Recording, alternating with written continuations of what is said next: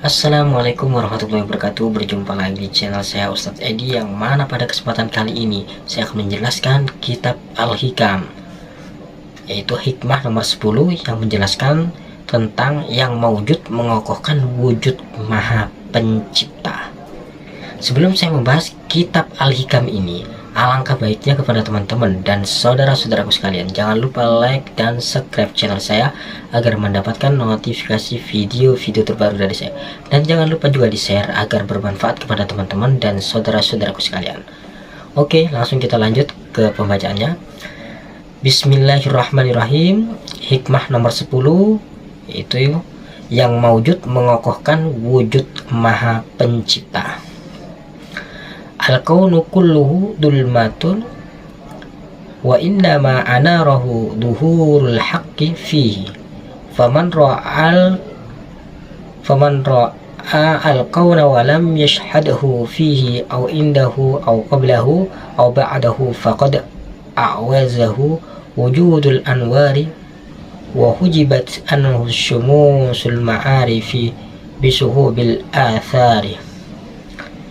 Yang artinya segala sesuatu yang wujud di alam ini, sesungguhnya gelap, yang menyinari adalah nur ilahi. Barang siapa yang melihat perwujudan alam ini tapi tidak menyaksikan Tuhan di dalamnya atau di sisinya sebelum atau sesudahnya, pastilah cahaya itu menyilaukan dan menghalanginya dari cahaya ma'rifat.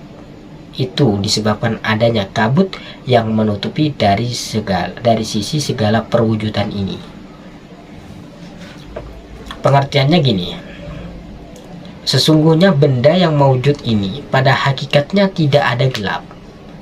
Kemudian karena adanya cahaya, maka benda di alam semesta ini dapat dilihat dengan mata kepala. Semua itu merupakan kebesaran Allah Subhanahu wa Ta'ala. Benda yang ada di alam ini cukup dijadikan sebagai bukti bahwa semua itu ada yang menciptakan. Siapa yang menciptakan? Yaitu Allah. Tak mungkin sesuatu itu terwujud tanpa ada yang menciptakan.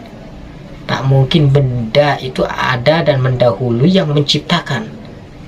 Pikirkanlah, benda-benda semisalnya pakaian, meja, kursi, dan lain-lain sebagainya, tak mungkin maujud, yaitu ada begitu saja. Namun di balik itu ada yang membuat atau yang menciptakannya.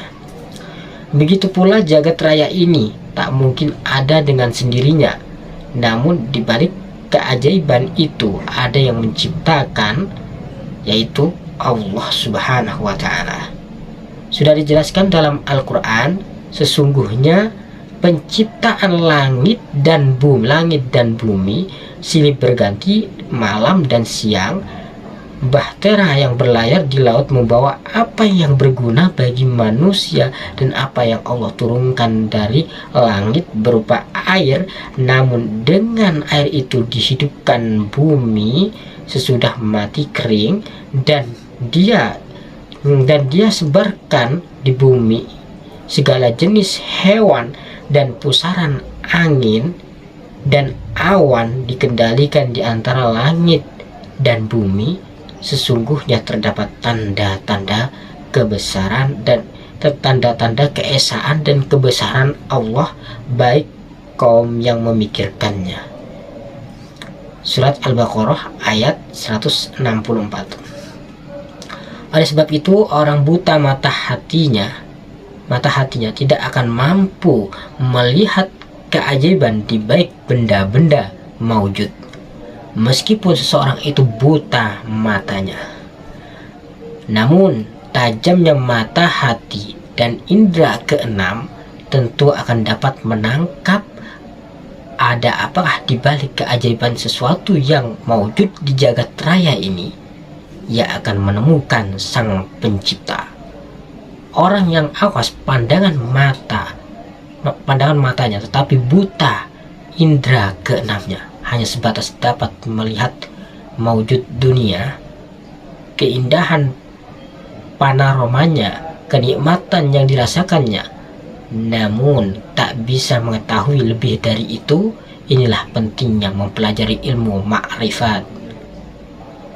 Orang yang buta hatinya hanya melihat keadaan yang ada, namun kalbunya terhalang untuk menyikap perkara gaib. Sesungguhnya Allah tidak malu membuat perumpamaan berupanya muka atau yang lebih rendah dari itu.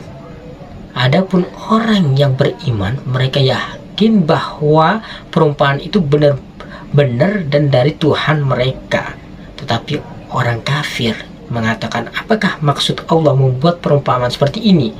Dengan perumpamaan itu banyak orang disesatkan oleh Allah. Dengan perumpamaan itu pula banyak orang yang diberikan petunjuk, dan tidak ada yang disesatkan Allah kecuali orang-orang yang fasik.